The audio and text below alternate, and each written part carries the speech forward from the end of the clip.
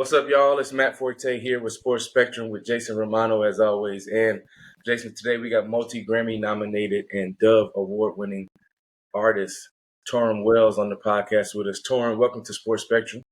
What's happening, man? Glad to Man, be here. Yeah. it's all good, man. Glad to have you on the podcast. So let's start with first things first. Everybody knows this, that athletes want to be musicians and musicians want to be athletes. There's some kind of weird crossover between there where I don't know why the Lord has made us that way, where we're just, but also like when it comes to as an athlete, we listen to a lot of music pre-game, post-game, working out, all those things as well. So, Yeah.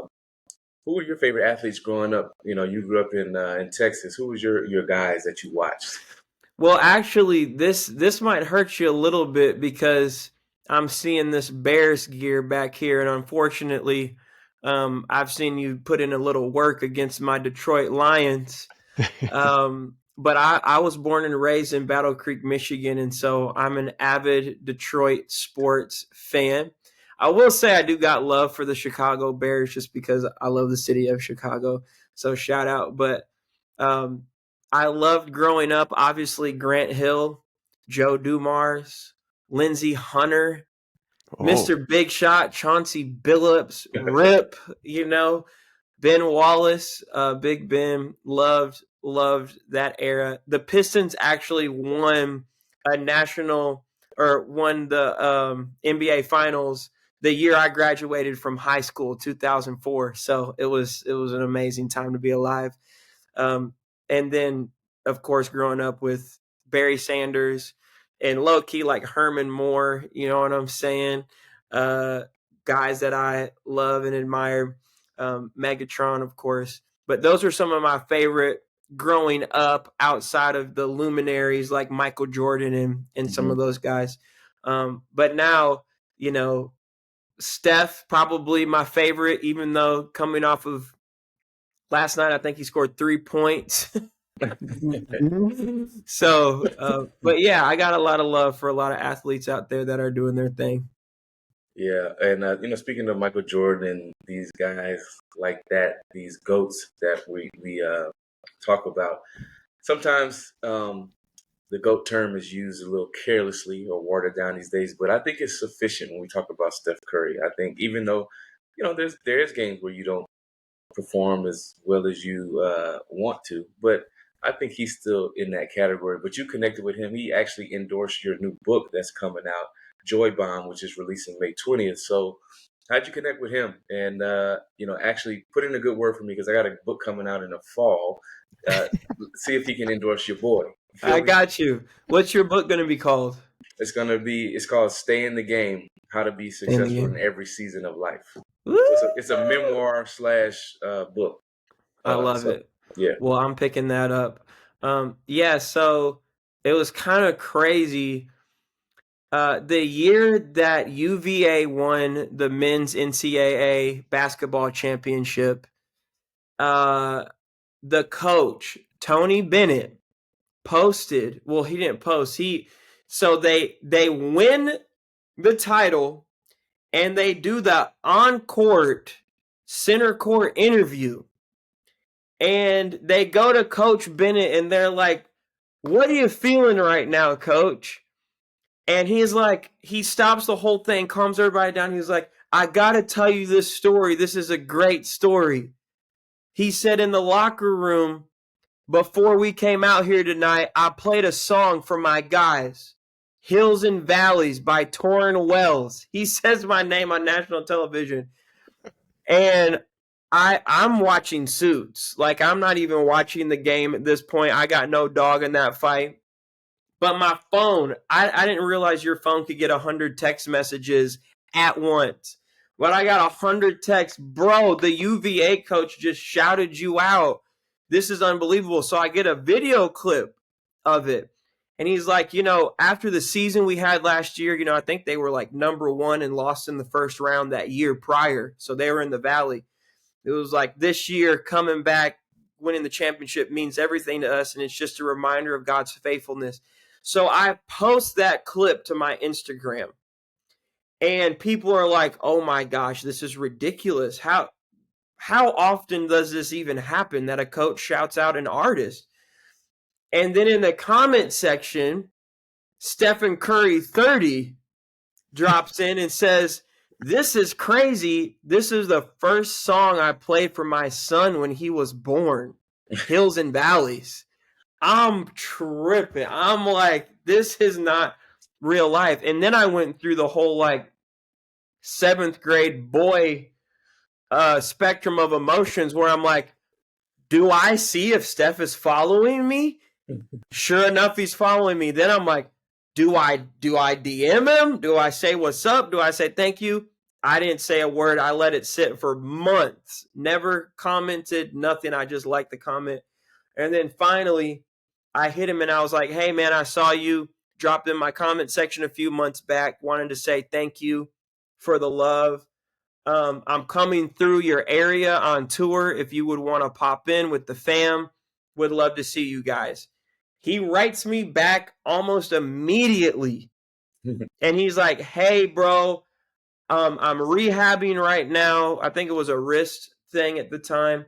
He was like, so I won't be able to make it to that show, but I've circled this date where you'll be back in Sacramento. I'll come down with the fam, say what's up.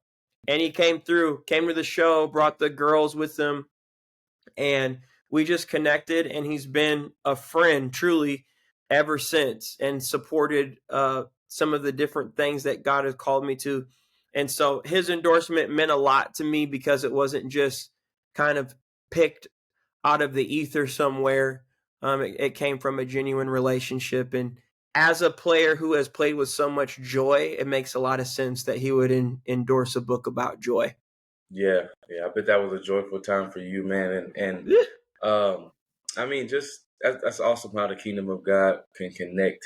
And I love that humility by yourself as well as Steph Curry, because it would have been easy to be like, yeah, I'm Steph Curry. I can't be at a concert like that or Yeah, come what? down. But he, made that, actually, talked about that DM with you and then follow through. I've Yes. been in the league. I was in the league for a while. People say stuff all the time, like, "Oh yeah, I'll send you a jersey," or "I'll do this," and you're like, "Okay, I won't hold that. I won't hold you to it because I know there's a lot, there's busyness and all Yes. this other stuff." But dude came through, so that's awesome. But what Well, goes to through your your point, mind? Matt, Uh huh. just to tag onto that, because I think that you're tapping into something really important, and it's a core message of Jesus. It's a core message of the book. It comes from these beatitudes that Jesus shares, where he says, "Blessed are the meek, for they will inherit the earth." And I think that sometimes we really don't even understand, number one, what Jesus was talking about. Um, two, what the word meek means. Yeah. And you guys are well acquainted with these ideas, but I did some investigating on that. And of course, we know meekness is not weakness. Meekness is strength under control. And then I like to say, obviously, being a believer, it's strength under God's control. That our strength is not for status, it's for service.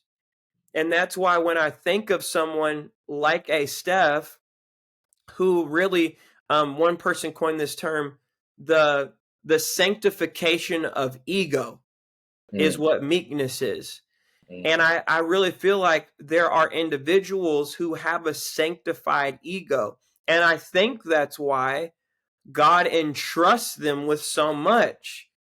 Like with yourself, the opportunities that you've had, the spaces that you've been in. It's because God is not just looking for talent. He's not just looking for um, brute strength. He's looking for pure strength. He's yeah. looking for people that can actually handle the weight of it. And I think that's why guys like yourself, guys like Steph, they inherit the earth. They get to experience the richness of what God has given us to enjoy here because you can be trusted with it. And that's been like a heart that I've wanted God to shape in me is, Lord, if you bring the world to me, I pray that I would have a heart that you can trust with it. Mm, And I think that's why we see that in somebody like Steph, an unlikely, and that's why I like him for this example.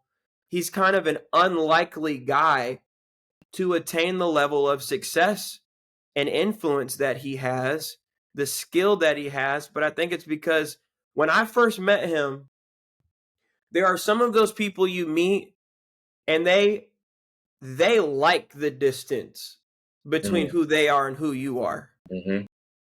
Steph is the kind of guy who immediately makes you forget who he is and remind you of who you are.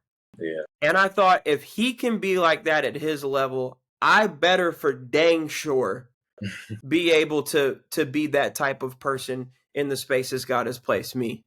Yeah, I'm so glad you tapped into that too. That shows your pastoral gift that you have right there too, because you was preaching. But uniqueness can cause you to not have meekness. I've Yes. seen that where you're so unique. Like you look at the skill set of Steph. He was an unlikely guy. Like, what were the things when he came out? Oh, he's too little. Yeah. He can't dribble, around the big guys or whatever. And then Yep. he like almost ruined the game for little leaguers when they're watching them. They're trying to shoot from half court. They're trying to shoot from the timeline. It's like, look, you're not Steph Curry yet. You can't do that. You got to Exactly. actually put in hours like he did to be able to do that. But yeah, that's so important. I think when you meet people and people see you as a superhuman just because you're on TV and because you have a skill set that God has given you that's different than what you do. Yep. You can't have your ego buy into that. And that's so great of a 100%. point I love how you broke down meekness, that is strength under control, and it's under God's control, where it's not, Yes. it's actually power, right? Like Yes. strength, when we talk about strength under control, I'm a weight room guy. I love working out. It's like mental health for me. When I can control the weight that's heavy, that's actually like power. I'm not just strong, that's power. But it's not my own power when we talk about the meekness part. And then it says in a sermon on the mount, it says you'll inherit the earth. It didn't say you'll Inherit. conquer it. It didn't say Right. you'll like earn it. So Correct. man, that's so It's crazy. Like given you based on can relationship. And that's and where identity trumps activity. It's where position as a son is greater than power. man. And that's why it's given as a gift. Hey, that being able to control the weight, you want to talk about preaching? Come on, Pastor. My God, I run around this office. Man, but speaking of that, in that same lane, you planted a church with your wife, Lorna, last year. Tell us about how that came about, like the Lord pricking your heart and putting that in, because a guy like you, especially like you, I know your ears to the ground, as they say, or you operate off of what God is putting in your spirit. What was that like when he's like, "Hey, I want you to plant a church"? Because there's got to be fear. There's got to be fear of the unknown and all the things that go with that, and balancing a music career and a book, and you Yeah. have 4 boys. Yes, sir. And I got 2 boys. You got 4 of them. I got 2 boys, 2 girls, but you got 4 boys. I know that Hey, house is crazy. hey, I say any amount of kids is too many. I mean, you can't handle it. There's no way. If it's 1, you're overwhelmed. If it's 9, you're overwhelmed. Um, yeah, so I really feel like God started working this in me at 16 years old and just took me through development in high school, went to Bible college, was in a music group, traveled, and got to see a lot of different churches, a lot of different ways people do things. And it was almost like God Mr. Miyagi'd me. It was like we waxing on, waxing off. And I'm thinking this has nothing to do with that seed I feel like God placed in me for ministry at 16, pastoral ministry. And I'm out here in a 15-passenger van, singing songs for 30 kids and pizza. And I'm like, what does this have to do with what you've actually called me to do? And so that was quite a process. And many, many times I was thinking at 22, all right, I'm ready now. At 22, I'm ready. Okay, at 27, okay, now I'm ready to plant. All right, 31, Lord, it's time. And God was just saying, wait, wait, wait, wait, wait. And finally, when it came time for us to plant, I felt the least prepared I had felt at any point prior. And it kind of shows the reality of when you think you're ready, you're probably not. And when you don't believe you're ready, you probably are. And I think that can be applied to so many different contexts in our lives. But for me, it was just giving God my yes, whatever it is, that whole kind of Abraham Isaac thing. God gives you the dream and then ask for it back. And if you're willing to give it back, he actually lets you keep it, but gives you a better one. Yeah. And so that's how that story unfolded for us. And finally, in 2023, we moved to Austin and started to connect with people. 2024, we launched the church, and it was a God thing. And I was so grateful that I didn't try to do it at 21 or 27 or 31, that I waited for God's timing, because I didn't know that all along he was orchestrating every detail to bring about the maximum level of impact when we started. And so that process was tough, but I'm grateful that we just submitted to it, because it's so much better. Man, I can't glaze over this because you just said something that I think is really profound that I want our listeners to dive into or to tap into, because it applies to anyone, music artist, professional athlete, lawyer, doctor, whatever. You said that you felt when actually it was time to plant, you felt the least prepared. Yes. And what the Holy Spirit was literally just telling me was like, you remember when you felt the least prepared when I went into the league? At that point, I was the most developed, with the least. I felt the least prepared. Wow. And it was like, so if I can give an athlete analogy, at the point in my career where I'm coming out of college, and I've been through good seasons. Freshman year, first game starting, 280 all-purpose yards. Like, then the next year, Hurricane Katrina in New Orleans, like lows, won 2 games, lost a bunch. The next year, blow my knee out and don't finish the season. Then the next year, I get 2,000 yards. Like, so I'm being shaped, molded, and developed in these hills and valleys, right? And then I get to the draft aspect, and they're like, all right, run the 40, jump, and do all this stuff. But I get kind of thrust in there where Bears, get drafted and all that stuff, which is great. But I felt the least prepared. I'm like, man, I've only played at Tulane against LSU, Mississippi State, and Auburn, like 3 SEC teams. These guys have been playing against, the men. Like, these dudes have children, they have families to provide for. But I was the most developed at that time, but I felt the least prepared. So just go into that, like dive into that, like how that actually applies to everybody.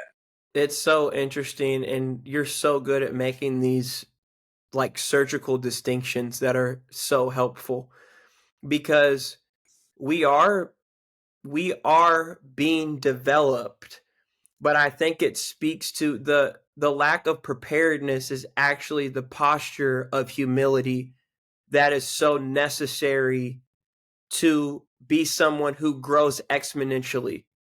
Because without, I'll kind of pick on athletes, and I pick on athletes a little bit in my book too, because like musicians, there happens to be an ego that is carried along. You think you've written the greatest song in the world, you're the greatest performer. Post game press conferences for many athletes is one of the most cringe moments in human history, because so many athletes get up there and say, I feel like I'm the best in the world.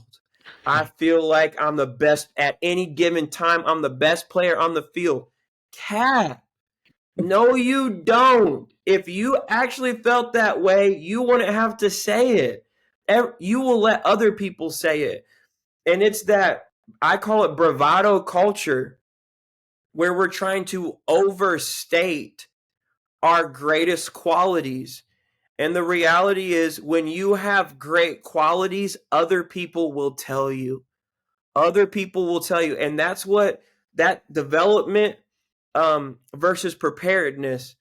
When I went to my pastor and I asked him permission to go plant our church, I said, Pastor, I want to know, do you see a pastor in me? Do you see a spiritual leader in me? Do you see a church in me? And he, thank God, he said, yes, I see that in you, and I see so much more.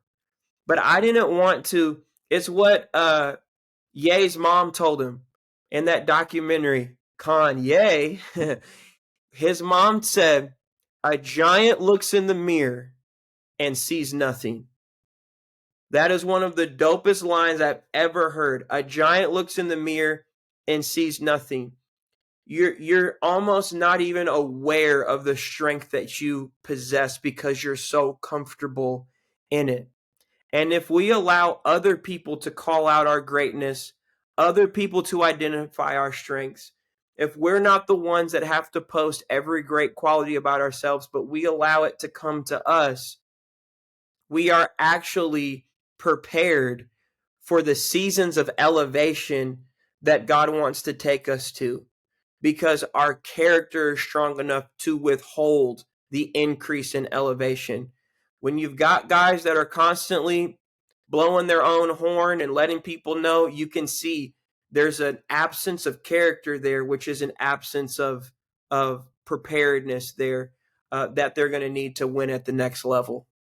Yeah, that's so good, man. And I think that kind of rolls, which we talk a lot on this podcast, probably every single episode, is the identity part, because I think it actually hinders more men in our particular kind of spheres of music and sports, because of the ego, thing, and that. And Yes. I don't have to walk around and say I have a beard. I have brown eyes. I'm a husband. Like I wear that. I am that. So I don't have to Yes. talk about it. So the same thing with post game interviews and stuff. If I'm saying that, it's because I don't really believe it. I'm trying to create Yes. this identity. I'm trying to create or speak an identity that I want other people to address. But when you're confident and you know your identity is in the Lord, like, you literally don't have to say those things. You give Him all the glory. It's like, Yes. I look in the mirror and I'll be like, man, this dude, I used to be the worst of the worst. Yes. I know who that guy is, so I'm not Yes. gonna pretend and do that. But we got 2 minutes left. I want Jason to ask you a question, and I could talk to this dude all day. Jason, I know you got something. Well, we'll get him back on. Hopefully, Tauren, we can get you back on soon. You got Yeah, so I would much love coming to. out. You got so much coming out. The Joy Bomb book that Matt mentioned. You have your EP that came out just a couple days ago, really a couple weeks ago, with Let the Church Sing. You host a podcast. How are you doing it all? You're pastoring a church. Like, in 60 seconds, in a short answer here, like, how the heck are you balancing all Well, that? first of all, not well. Okay, let's be honest. I honestly, I really believe this, and I know you guys feel the same way. There's grace for the seasons that God has called you to. Yes. And I just feel like there's a supernatural grace on my life right now for exactly what He's called me to do. Nothing more than what He's called me to do, but nothing less than He's called me to do either. And so I'm just trying to keep my rhythms right. I'm trying to get time with God, not to work on stuff with Him, but to delight in His presence, for Him to remind me of who I am in Him, and for me to remind myself of who He is. And there's a lot of grace that comes along with that. I practically prepared for this moment.